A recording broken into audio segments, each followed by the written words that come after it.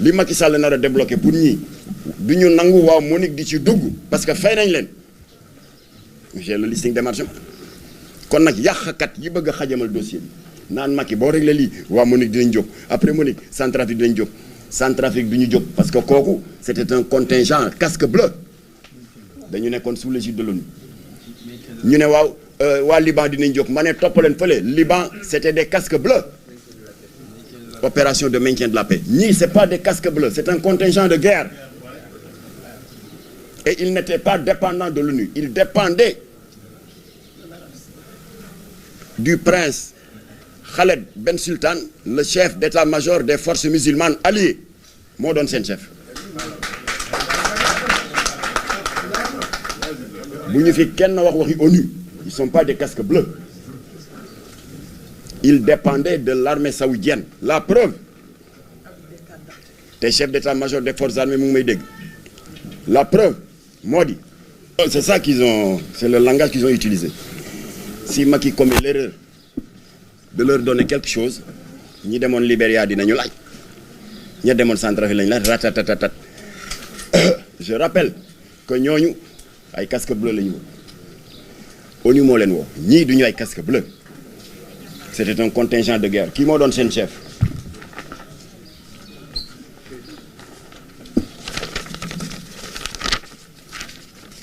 kii mooy le prince Khaled Ben Sultan commandant en chef des forces musulmanes alliées kii mooy yilif les pays musulmans yi indi woon ay contingents il est vrai que sur le plan technique Colin Powell du Pentagone américain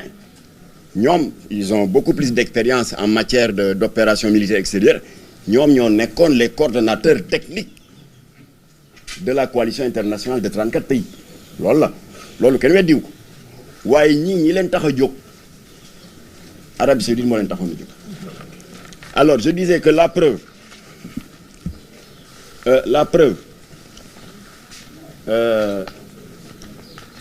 le général Babacar Gaye à l'époque moom il était lieutenant-colonel général Babacar Gaye moom ci boppam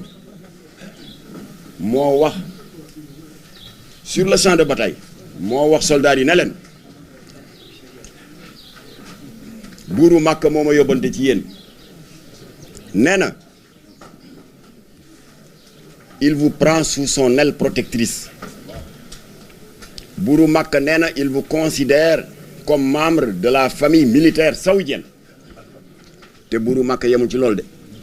daf leen jox ay carte d'identité saoudienne carte d'identité baa ngi nii kii le soldat de première classe Mamadou Makalou Cissé mu ngi nii toog Ibrahima Makalou Cissé Arabie Saoudite moo ko jox carte d'identité bi nee ko soldat saoudien nga ba guerre bi jeex et c'était le cas pour tout le monde ku nekk am nga sa carte d'identité kii ban casque bleu moo ko am ça n'existe pas ah te gis nga lii mbiru yàlla la parce que ba guerre bi jeexee les comploteurs yi sàcc xaalis bi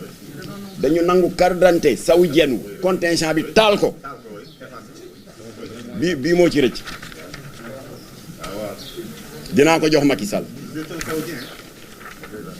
alors kon nag li ma doon xaar pour wax Augustin Tine mu programme audience bi moo doon ma déglu ambassadeur bi moom rek ma dese woon bii ma war a gis yëpp gis naa leen je vous ai expliqué tout le tour moom rek moo ma dese woon gis naa ko nag la ma wax incha allah dana toq ci nopp Macky Sall à partir de ce moment nag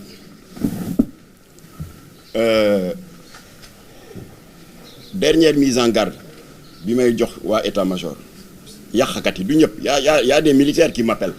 di rafetlu démarche bi y a des hauts officiers supérieurs de l'état-major qui appellent di ñaan ndax mbir mi sotti ndax metti na leen mais am na kat wëyu fu ñu toll ñu ngi defi pexe pour yàq xelu Macky Sall waaye seen pexe du antu ci barke ajjuma ji seen pexe du antu waaw ñooñu nag li ma leen di dénk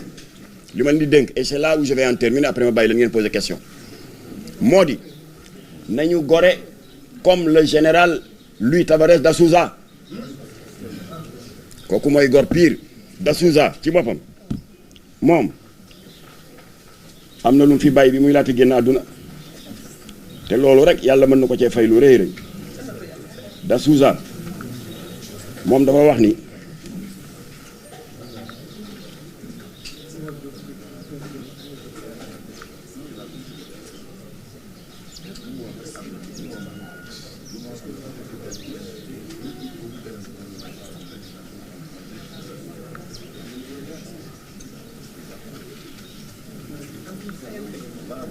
du mën nga jël li Croplan lu da Souza wax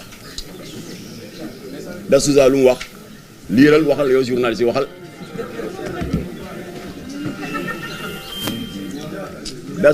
da Souza nee na am woon la da Souza nee na l'État du Sénégal a reçu l'argent mais l'État ne l'a pas remis aux soldats te da Souza c'est pas n'importe qui de c'est le chef waxal C'était le président Diouf. waaw damay suturaal Diouf rek waxal état rek. Certainement c'est le président Diouf. waaw. Diouf recevait l'argent des Nations Unies. oui. mais il n'a pas versé la somme aux soldats. jeex na gis nga ki wax lii